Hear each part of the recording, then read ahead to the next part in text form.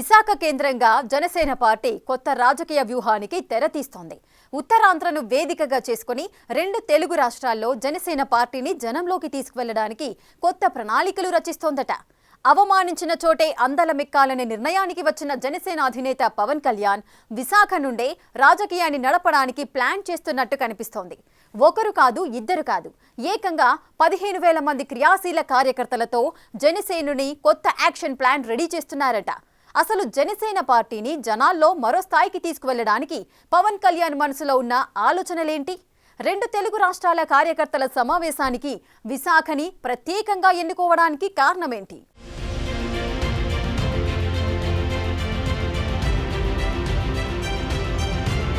విశాఖలో 3 రోజులు జనసేన పార్టీ క్రియాశీల కార్యకర్తలతో భారీ సమావేశాన్ని ఏర్పాటు చేస్తోంది. 28 నుంచి 30వ తేదీ వరకు పవన్ కళ్యాణ్ జనసేన పార్టీలో ఉన్న మంత్రులు, ఎంపీలు, ఎమ్మెల్యేలు, ఎమ్మెల్సీల నుండి గ్రామ స్థాయిలో పనిచేస్తున్న క్రియాశీల కార్యకర్తలతో సహా ముఖాముఖి సమావేశాన్ని నిర్వహించడానికి విశాఖను కేంద్రంగా ఎంచుకున్నారు. 2024 ఎన్నికల్లో పవన్ కళ్యాణ్ పిఠాపురం నుంచి ఎమ్మెల్యేగా గెలిచి డిప్యూటీ సీఎంగా, మంత్రిగా పదవి చేపట్టిన రోజు నుండి ఉత్తరాంధ్రలోని ఏజెన్సీ గ్రామాలపై ప్రత్యేక శ్రద్ధ చూపిస్తూ వస్తున్నారు.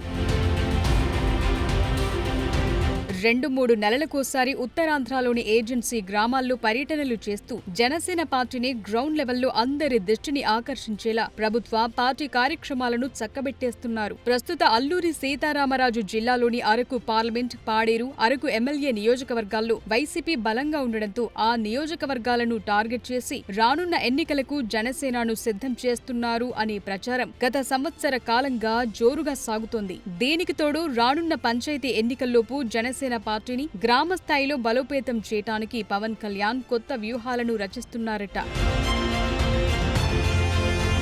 అందులో భాగంగానే పార్టీకి గ్రామ స్థాయిలో ఉన్న నాయకులే బలమైన పునాదులుగా భావిస్తోన్న పవన్ కళ్యాణ్ త్వరలో తెలంగాణ, ఆంధ్రప్రదేశ్ రాష్ట్రాల్లో జరగనున్న గ్రామ పంచాయతీ ఎన్నికల కోసం రెండు తెలుగు రాష్ట్రాల్లోని క్రియాశీలకంగా వ్యవహరిస్తోన్న 15,000 మంది జనసేన కార్యకర్తలతో సేనతో సేనాని పేరుతో భారీ స్థాయిలో కార్యకర్తల ముఖాముఖి కార్యక్రమానికి కార్యాచరణ రూపొందించారు. రెండు తెలుగు రాష్ట్రాల జనసేన కార్యకర్తల సమావేశానికి ప్రస్తుతం ఆంధ్రప్రదేశ్ రాజధాని అమరావతిని కానీ, అమరావతిని ఆనుకుని ఉన్న గుంటూరు, విజయవాడ నగరాలను కానీ, పవన్ కళ్యాణ్ భుజాన ఎత్తుకున్న రాయలసీమ జిల్లా తిరుపతిని కానీ ఎంచుకోకుండా నేరుగా విశాఖ కేంద్రంగా ఈ సభను నిర్వహిస్తుండటంతో రాజకీయ చర్చకు దారితీసింది.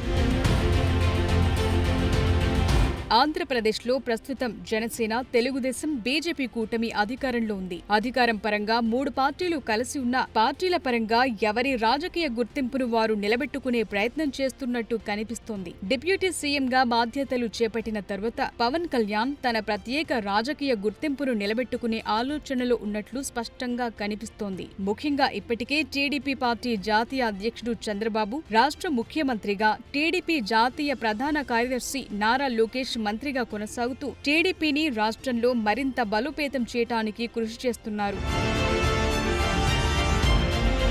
మరోవైపు బీజేపీ రాష్ట్ర నూతన అధ్యక్షుడు మాధవ్ ఆంధ్రప్రదేశ్లోని అన్ని జిల్లాల్లో సుడిగాలి పర్యటనలు చేస్తూ బీజేపీ క్యాడర్ను యాక్టివ్ చేసే పనిలో పడ్డారు. ఆ క్రమంలో జనసేనాని పవన్ కళ్యాణ్ సేనతో సేనాని పేరుతో రెండు తెలుగు రాష్ట్రాల జనసేన క్రియాశీలక కార్యకర్తలను ఒకే చోటకు తీసుకొచ్చి దిశానిర్దేశం చేయడానికి ప్రయత్నిస్తుండటం ప్రాధాన్యత సంతరించుకుంది. జనసేన పార్టీని ఏపీ, తెలంగాణలో మరింత బలోపేతం చేయాలన్న పవన్ కళ్యాణ్ ఆలోచన కరెక్ట్ గానే ఉన్నా విశాఖనే ఎందుకు ఎంచుకున్నారనే ప్రశ్న ప్రతి ఒక్కరిలోనూ మెదులుతోంది.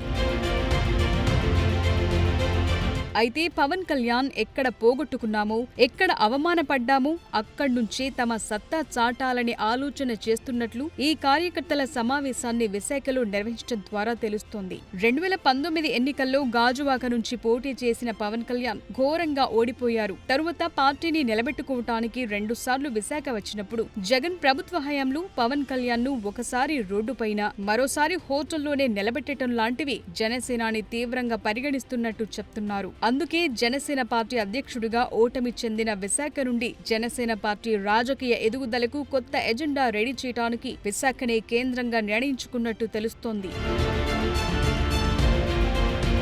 2029 ఎన్నికలకు ఇంకా దాదాపుగా 3.5 సంవత్సరాల సమయం ఉంది. ఈ 3.5 సంవత్సరాల్లో పార్టీని బలోపేతం చేయటం, ముఖ్యంగా గ్రామ స్థాయిలో పార్టీ క్యాడర్ను బలంగా తయారు చేయటమే పవన్ కళ్యాణ్ లక్ష్యంగా కనిపిస్తోంది. ముఖ్యంగా 2029 ఎన్నికలకు ఇంకా సమయం ఉన్న పంచాయతీ ఎన్నికల నాటి నుంచే గ్రామాల్లో తమ ఉనికిని పెంచుకోవటానికి జనసేనాని ఈ ప్రయత్నం చేస్తున్నట్టు చెప్తున్నారు. కేవలం ఆంధ్రప్రదేశ్లోని గ్రామాలపైనే దృష్టి పెట్టడం కాకుండా తెలంగాణలోని గ్రామాల్లో కూడా పవన్ కళ్యాణ్ కి ఉన్న అభిమానులను, జనసేన పార్టీ క్యాడర్ ను ఒక తాటిపైకి తీసుకొచ్చి రానున్న పంచాయతీ ఎన్నికల్లో బరిలో నిలపాలనే ఆలోచన చేస్తున్నారట.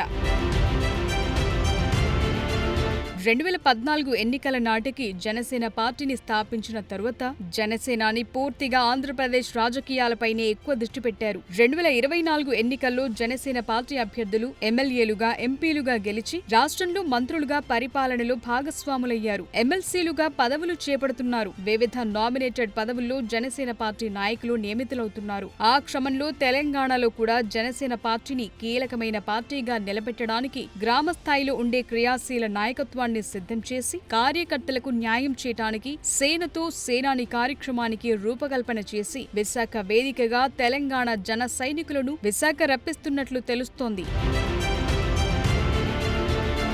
ముఖ్యంగా కూటమి పార్టీ అధికారంలో ఉండటం, 3 పార్టీల నాయకులు అమరావతిలో పాగా వేయటంతో అమరావతికి దూరంగా విశాఖలో ఈ కార్యక్రమాన్ని నిర్వహించి కొత్త నిర్ణయాలను కార్యకర్తలకు దిశానిర్దేశం చేయనున్నట్లు చెప్తున్నారు. పవన్ కళ్యాణ్ రాజకీయాల్లోకి వచ్చిన ఈ 11 సంవత్సరాల్లో ఒక పక్క రాజకీయాలు, మరోపక్క సినిమాలు చేస్తూ బిజీగా గడిపేశారు. ఆంధ్రప్రదేశ్లో పూర్తి స్థాయిలో జనసేన సంస్థాగత నిర్మాణం చేయలేకపోయారు. తెలంగాణలో జనసేన పార్టీని పూర్తిగా గాలికొదిలేశారు. ఇప్పుడు మిగిలిపోయిన అరకొర సినిమాలు తప్ప పవన్ కళ్యాణ్ డిప్యూటీ సీఎం హోదాలో మరో 5 ఏళ్లు సినిమాలు చేసే అవకాశం లేదు. దీంతో తెలంగాణ రాష్ట్రంలో కూడా జనసేన పార్టీని నిలబెట్టుకోవటానికి పవన్ కళ్యాణ్ పెద్ద స్కెచ్ వేశారంటున్నారు. సెప్టెంబర్ 2న ఆయన పుట్టినరోజు వేడుకలను 2 తెలుగు రాష్ట్రాల్లో ఘనంగా నిర్వహిస్తారు. దానికి ముందు 2 తెలుగు రాష్ట్రాల క్రియాశీల కార్యకర్తలతో భారీ సమావేశాన్ని నిర్వహించి భవిష్యత్ రాజకీయ ప్రయాణంపై నాయకులకు ఒక క్లారిటీ ఇవ్వనున్నట్లు చర్చ జరుగుతోంది. ఆగస్టు 28 నుండి 30వ తేదీ వరకు జరిగే సేనతో సేనాని కార్యక్రమంలో 3 రోజుల పాటు పవన్ కళ్యాణ్ విశాఖలోనే ఉండనున్నారు. 28న ఎమ్మెల్యేలు, ఎమ్మెల్సీలతో సమావేశం, 29వ తేదీ ఎంపీలు, పార్లమెంటు నాయకులతో సమావేశం నిర్వహించడమే కాకుండా 30వ తేదీ 15,000 మంది క్రియాశీల కార్యకర్తలతో ముఖాముఖి మాట్లాడి జనసేన పార్టీ భవిష్యత్ రాజకీయ ప్రయాణాన్ని వివరించనున్నట్లు తెలుస్తోంది. కూటమిలో భాగస్వామిగా జనసేన పార్టీ ఉన్న భవిష్యత్ రాజకీయం ఎటువైపు వెళుతుందో ఎవ్వరూ చెప్పలేం కాబట్టి సొంత క్యాడర్ను సిద్ధం చేసుకోవటానికి ఈ కార్యక్రమం నిర్వహిస్తున్నట్లు రాజకీయ విశ్లేషకులు అభిప్రాయపడుతున్నారు.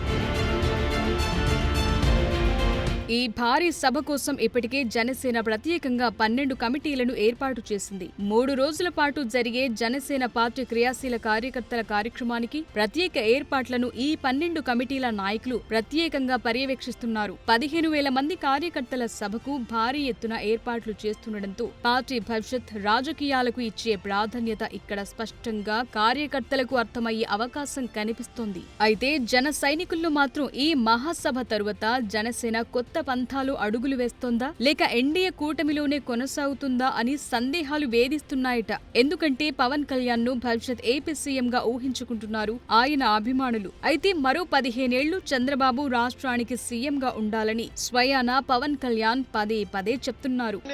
పదే చెప్తా ఉన్నాను, 15 సంవత్సరాలు కలిపి ఉండాలి. ఈ నేపథ్యంలో మహాసభ ద్వారా కార్యకర్తలకు ఎలాంటి దిశానిర్దేశమిస్తారు అని క్రియాశీలక కార్యకర్తలు ఎదురు చూస్తున్నారట. ఇప్పటికీ పవన్ కళ్యాణ్ కు సినిమాల్లో ఉన్న క్రేజ్ కు తోడు డిప్యూటీ సీఎం గా పదవి ఉండడంతో ఈ సభకు మరింత ప్రాధాన్యత పెరిగింది. పవన్ కళ్యాణ్ భవిష్యత్తులో సినిమాల్లో నటిస్తారా లేదా అనే సందేహం పార్టీ క్యాడర్ తో పాటు ఆయన అభిమానులను పట్టి పీడిస్తోంది. దానికి తోడు గ్యాంగ్స్టర్ రోల్లో పవన్ కళ్యాణ్ నటించిన ఓజీ సినిమా విడుదలకు ముందే విశాఖలో మహాసభ జరగటం రాజకీయంగానే కాకుండా సినీ కెరియర్ పై కూడా పెద్ద చర్చకు దారితీస్తోంది. పవన్ కళ్యాణ్ మాత్రం ఈ మీటింగ్ లో అటు సినిమా కెరియర్ పై ఇటు రాజకీయ ప్రయాణంపై ఓ సర్ప్రైజ్ ఇస్తారని భావిస్తున్నారు. పవన్ కళ్యాణ్ పుట్టినరోజుకు ముందు విశాఖలో జనసేన పార్టీ మహాసభ జరగటం, 2024 ఎన్నికల్లో గెలిచిన తరువాత డిప్యూటీ సీఎం హోదాలో జనసేన పార్టీ ఆవిర్భావ సభను పిఠాపురంలో నిర్వహించిన తరువాత ఆ స్థాయిలో పార్టీ క్యాడర్ ఒక చోటకు చేర్చి భారీ సభ నిర్వహించకపోవటం చర్చనీయాంశంగా మారింది. ఇప్పుడు విశాఖలో ఈ మహాసభను నిర్వహించి రానున్న దశాబ్ద కాలం పాటు జనసేన పార్టీ దిశానిర్దేశాన్ని పవన్ కళ్యాణ్ చేయనున్నట్లు పార్టీ వర్గాల ద్వారా తెలుస్తోంది. మరి విశాఖలో జరిగే ఈ మహాసభలో జనసేనాని ఎలాంటి సందేశమిచ్చి క్యాడర్ సందేహాలను ఎలా నివృత్తి చేస్తారో చూడాలి.